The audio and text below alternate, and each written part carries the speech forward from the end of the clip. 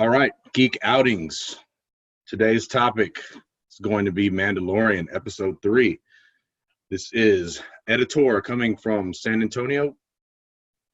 Hey, as always, Joe Cole, a.k.a. Bobby, chiming in from Santa Monica, California. Bubba Fresh coming at you from San Francisco. Robert Lucy, a.k.a. Robert Luce, here in Southern Oregon. All right, 4 lifelong friends in 4 different cities talking about geeky things. That's just what we do. So today, Mandalorian, Episode 3. I'll let one of you guys start it because I'm still in awe. Because I mentioned the pacing of the first 2 episodes and the fact that they, like, as I said in that group text, you like ramped it up to an 11 with such ease, and then like just renewed my whole excitement for the rest of the series in a space of like 10 minutes at the end of the second half of the episode. Was just like, yeah, some of the best TV I've seen in a bit. Just with what they showed you and with just the kind of magic that it evoked. Yeah, I mean, I like that it was a closing chapter in a very very severe way in a bunch of ways, especially with like the Mandalorians leaving and now they're going off-world to go to some other stronghold. And you kind of felt like maybe they weren't going to back him up, that maybe they'd be hunting him for going to get Baby Yoda, and seeing them show up in like solidarity. It was pretty cool because it could have gone the other way, and the fact it happened that way, and then that guy just showing up with the fucking heavy artillery and blasting everybody. The one he was War Machine Mandalorian. Yeah, the one he was going to get into a fight with earlier. I really like how they're playing the mythos. What you're talking about, he broke the guild code, but he stuck to the Mandalorian code. So that's the real team right there, and they had his back. So they want revenge on the Empire. And they were excited to come out at the end and back him up. Like, we don't got to hide anymore. Fuck all you motherfuckers. Now they got to hide again, though. So well, they got to change. They got to change their hideout for sure. I would have to double check, but I'm pretty sure it's kind of like Torsi armor, and it might be the basis of Torsi armor, which can actually absorb blaster shots and lightsaber shots, which is why that's the red armor that ends up being used by Snoke and the second one, which is why they can deflect Rey and Kylo's attacks with the blade. Do you think it's going to lead or hint to a character turn, that Carl Weathers was saved by the steel at the end? I thought that was a nice touch, by the way. Right? Because he looked at it like it was some sort of magic in his eyes. If this episode was a hip-hop album, it would be Illmatic. There is no time wasted on any scene. Everything that has camera time ends up paying off later. And it pays off, as Bobby had pointed out, it pays off so quick and such a fast turnaround that it should seem jarring that basically 3 big turn of events end up happening. And you're still like, oh, like the various shootouts on all the levels end up being enough to be deadly. And seem he killed a Greedo. I mean, come on, everyone had to love that fan service. But with starting from the very beginning with just the knob, just using a bit of scenery. And again, it's one of those things that I think Favreau has done magnificently with this, because again, Mando, you can't see his face, so you can't see any of these things. So you have to use the environment to tell the story. And so you end up having just the little ball on the knob from the beginning of it being turned off and him being annoyed, to it being the turning point where he decides he's got to save and go back and get Baby Yoda, to the very end where he ends up giving it to him as a toy and like taking on this like, okay, I accept you paternal level. 30 minutes, all of that ends up happening with just this one prop, and it tells all of that story. And that ends up happening throughout. And I think the Beskar still ends up being one of the few things that's going to be a slow, long burn of a payoff. But if it's going to do anything, I think it's going to have the same kind of payoff as Yoda. What I will note about Carl Weathers' guy getting shot, and again, this goes down to the Western space opera. That's the exact trope of pulling out the Bible, and the Bible saves the bullet from killing the guy. And so, you know, again, like it ends up just like it just stays in its lane so perfectly that it's just amazing. Like, I'm super impressed. And what was he thinking? Carl, you're really going to chase the Mandalorian to his ship? You can't take him with a whole alleyway full of people, but you're going to meet him one-on-one? I had to think Carl Weathers in his prime was probably a badass bounty hunter himself. He didn't get to be the head of the bounty hunter league just because he was, you know, shuffling credits around and handing things out. He worked his way to the top somehow or another. He was Apollo Creed, of course. Of course. Of course. Okay. Do you think he's more Apollo Creed or more Action Jackson? Oh, Action Jackson. Action Jackson. I keep bringing that up, and no one knows what the hell I'm talking about. I haven't heard Action Jackson referenced or even thought of seeing that in easily 20 years. I want to say, you know, Favreau has done such a wonderful job writing this thing. He did a throwback with the Whistling Birds. As soon as I saw those things go out, I was like, that my favorite scene from any of the solo Iron Man movies, where he goes back and he's fighting the terrorists and he's already taken out a tank, and then all of a sudden those little, you know, mini rockets pop out. That's exactly what the Whistling Birds were. And so, great point, Lucy, because it again takes what we know as the audience on a meta level, like right. Favreau's doing his own movie reference nod within The Mandalorian. Yes. But again, like I had said, nothing is wasted in the sense of screen time and then the immediate payoff. So we just saw the Whistling Birds made 10 minutes before. Well, and check now, this blew my mind too. They would have made the Whistling Birds because she's like, your signet is going to be the Mudhorn, and he's like, I can't accept that because that wasn't a noble kill. So when he goes back to save Baby Yoda, he would have not had the Whistling Birds. She's like, okay, I'm not going to make your signet. I'm going to turn these into Whistling Birds. So then there's that flip where if it wasn't for him calling out the Baby Yoda that saved him, he would have never had the Whistling Birds. So then he goes to save Baby Yoda, and those save his life. Sans the signet. Like, is them using the Beskar steel is like taking him away, since it's kind of like a religious thing for them. When it's every time, if you notice, it's being forged, he's getting flashbacks of like his life. Yeah. And, you know, he's like going through this whole like quest, and then if you notice, they also donate some to foundlings, right? Because like they're looking obviously for their people spread out around the galaxy, and when they find them, they donate this to them. So maybe that's how you get your first piece of Beskar or whatever.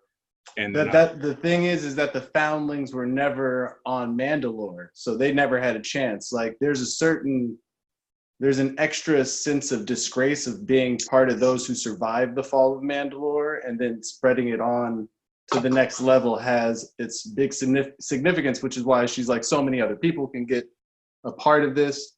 Going back into my quick payoff that shouldn't work, but it ends up working, which is within that scene, is the fight between the big guy, them establishing this is the way as a mantra, and that like whole turnover. So when he comes back, and you're like, fuck yeah, this guy's doing it, man. Everyone's in it. That's the guy that voices that is Favreau.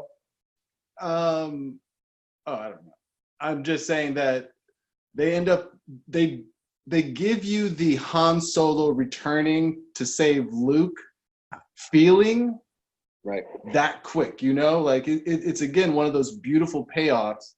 And and then at the ending when he flies by, you know, and you get you know, again another Iron Man nod. The Rocketeer salute too, totally Rocketeer looking. And then he's like, I got to get one of those. Like, there's just so much meta hilarity that's going on there. And again, like, this is an intense it was such an intense sequence of events. The entire episode, the entire 30 minutes was so fucking hardcore. And then at the very, very end, they give you that release of, I got to get you one of those. And you're like, ah, yes. And like, da, da, da, da.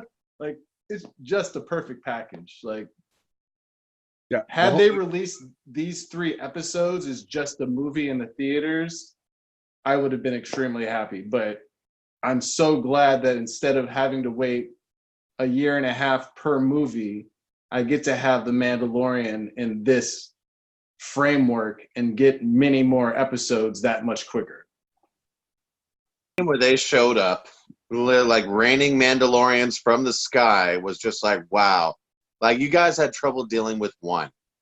Like, not only was it dope that there are so many there, they gave us what we have wanted since Empire Strikes Back. Like, if this is again going into that idea that this is the natural progression and tonality of Empire Strikes Back, that is everything you wanted to see Boba Fett doing, jumping from place to place, guns in both hands, double wielding, just pow, pow, pow, pow. Dope. Funny, like I'm watching it now on mute while we're talking. His outfit is really running on mute while we're talking. Sorry, I just wanted to repeat that because I'm a fucking weirdo like that. But if you notice, like, his costume is really basic, and it's if he would have started in this costume, it would have been so boring. But watching him slowly build it into just basically a generic, it looks like Jango Fett without the blue, you know what I mean? And even that was kind of boring. But you've watched this whole progression, and now you know what the suit means. So it doesn't even matter how it looks at this point.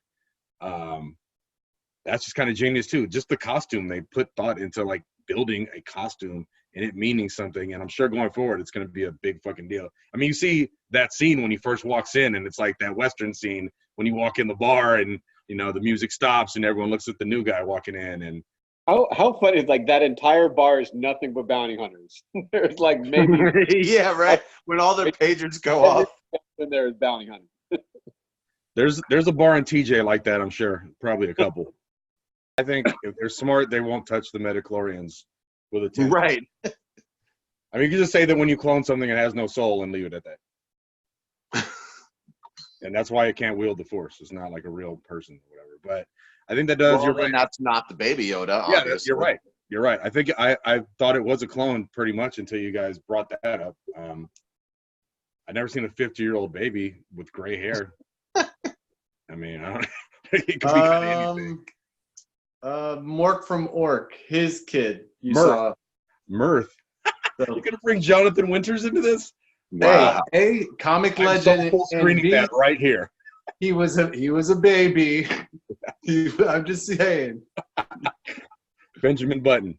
Look at it, exactly. And again, on the emotional tip of how successful they are, when that cloning doctor starts begging for his life, you actually start pitying him, and you're glad that Right. Mando lets him go. You're like, within such a short amount of time, they affect the link between in a short amount of time, they end up affecting our belief within someone's connection between a father and a child, a person and a stranger, a person and their own personal honor, and a person and their brothers, in the sense of his code with the bounty hunters, and the person of his true brothers with his family. Normally, out of one movie or even one season of a show, you'll walk away with one quotable that everyone can kind of, Jon Snow, you know nothing, like, you know nothing, Jon Snow, and all that. They give us, I have spoken, and this is the way, and just successfully like nailed it so quick that, like, how do you like have two successful memes basically, like just getting born? Like, you already hear people posting it, writing it. I'm running a Star Wars role-playing group that's called I Have Spoken. Like, it's just, it's strong writing. Mandalorian's huge. There's billboards all over LA. Like, it really is the buzzy thing to be, like, not just like into, but to be talking about. But do you guys have billboards in your city? Because I have nothing but anti-abortion billboards in Texas. Oh my God. I feel you, Ed. I know where you're at there. I mean, not a lot, but they're definitely when I get off the freeway and before I like go into the streets, they're like, right there. Every Yeah. You know what? I wish I had a Mandalorian poster. Shit. Yeah, let's pivot on to something more on track, like that Mandalorian. Like there literally are billboards off almost every exit of the 10. I always get tripped out whenever I travel to LA as opposed to any other big urban center at the amount of advertising that goes in specifically to billboards. But like on to small shit, like they'll be like advertising like the Dragon Prince on Netflix. And you're like, does this shit really fucking deserve a billboard? Or Disenchanted, like Matt Groening's new animated thing. You're like, what? Like, Ed, you had a little ask, like, is this a perfect show? Like, all right, let's talk about something we don't like. Or maybe it was you, but someone said this show can't be perfect, right? Is it a perfect show? When was the last time you had to ask yourself that about something? And that is this good? Like, I have no problem saying this is the best thing on TV right now. Because I can't remember having this level of satisfaction of watching something produced. I would probably say maybe season 3 Game of Thrones, and I can also say season 3 Game of Thrones and season 3 Simpsons. What about the meth show? What's it called? Breaking Bad. The last season of Breaking Bad, I was having viewing parties at my house. Editor from San Antonio signing out. Yo, thanks for joining us. It was fun as always. Bobby from Santa Monica. See you next time. Boba Fresh from San Francisco coming to you. Loving you. I'm in you. Rob Lucy from Southern Oregon. May the force be with you.